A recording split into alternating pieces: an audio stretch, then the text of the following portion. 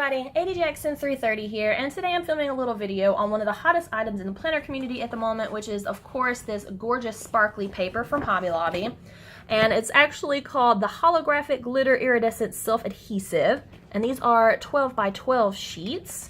They are available online, so here is the item number and the brand.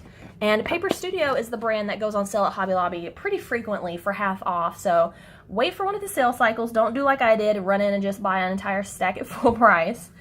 So one of the questions I've seen a lot is, where do you find this paper? So if you're looking online, of course, just type in the item number. And in the store, you're going to want to go to the 12 by 12 specialty paper section. Mine was in a stack with a bunch of chunky glitter papers and other adhesive papers. And they had this option and I believe a gold option as well. So this is adhesive paper, so it peels back like this, and as you can see is very see-through and just adds a really pretty sparkle to whatever it's laid over. But it's not very thick, so if you did want something to be sturdier, you would put this on first and then go ahead and run it through the laminator. You can do it with all kinds of things. Here is a Fox and Pip die cut that I have sparklified. A My Newest Addiction sticky note, which I still need to run through the laminator to turn this into a die cut. And a Villa Beautiful sticky note that I sparklified as well. These are just so pretty. It adds just such a gorgeous little bit of extra to it. I'm obsessed with doing this.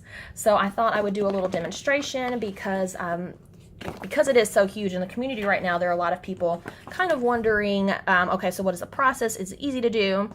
Now, what I found is that it's easier to kind of trim an outer area so that it's not super close on it. You want to kind of fit everything around. So this is just some scrapbook paper, also from Hobby Lobby, that you can make into a bookmark. This is a journaling card for me and my big ideas. And this is a die cut I printed from Kina Prints, I believe. But you can do a whole, I mean, it's a 12 by 12, so you could do an entire dashboard or planner cover, anything like that. So I just kind of leave like a little edge around it. And then once you get it like that, sized upright, you peel it back.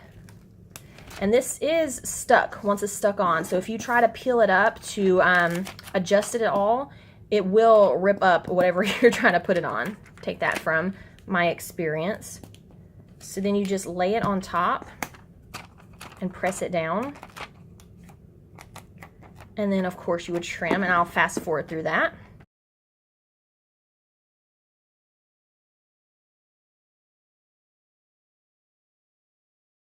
And now your journaling card has just that extra little pop of sparkle on it, and you can laminate it or leave it as is, and it's just so pretty.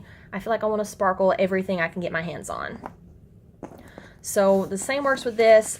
For shaped items that aren't in squares, I recommend getting tiny scissors to trim around because they just kind of like flow a little bit easier in my opinion.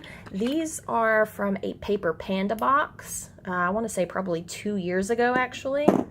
So she may still have them in the shop, but you can find them at just about any other kind of like sewing shop or general store like that. Oh, how the heck did I have this? I don't even remember now. Okay, well, I'm gonna have to like chop her dress off or something so it'll fix. I don't even remember how I just had this laid out.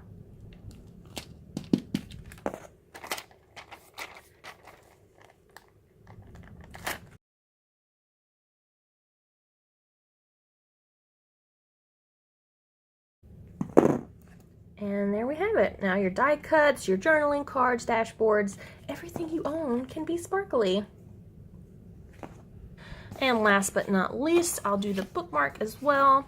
And this is also a really great project for any kind of leftover scrap papers you have, because I mean, this is such a simple thing to make, and that way you're reducing your craft waste. I mean, even if it's just something to send to a pen pal or a planner friend or bring to a swap or meetup, just a little something that's cute and is easy to make but doesn't look like it's easy to make. Like, it looks cute, right?